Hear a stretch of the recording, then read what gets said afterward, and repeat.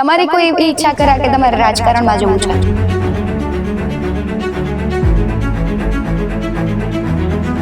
એ અમને નહોતા દીકરીઓ દેતા, અમારે આ લાઈનો લાગે છોકરાઓ માટે.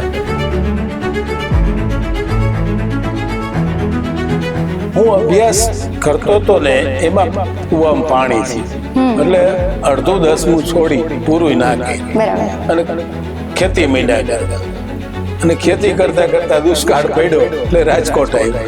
આજે પણ હું મારા ગામડાની મારી સાથે નાતા હતા કુવામાં, ઝાડવે ચડતા હતા, એ બધા સાથે મિત્રતા છે. જે પેકેટ હોય એમાં લોકો એવું કહેતા હોય કે હવા વધારે હોય ને વેફર ઓછી હોય, એવું કેમ?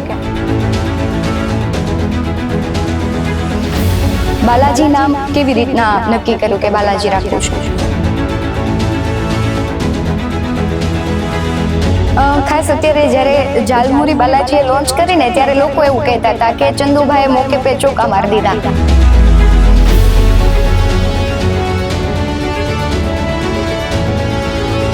તમે એટલી બધી પબ્લિસિટી કરી દીધી છે કે અમારી 51 વર્ષમાં આ ઝાલમુડી જેવી કોઈ પબ્લિસિટી નથી કરી. એ મોદી સાહેબે આ તમે સોશિયલ મીડિયા થઈ અને કમસે કમ 200 કરોડની અમારી પબ્લિસિટી કરી દીધી.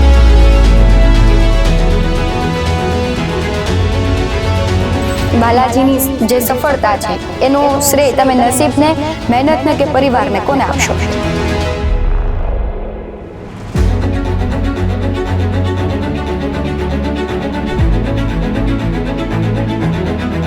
બાલાજીની પ્રોડક્ટ છે એમાંથી કંઈ પણ નીકળવું હોય તો વિવાદ થયો હોય એવું ક્યારે બન્યું છે?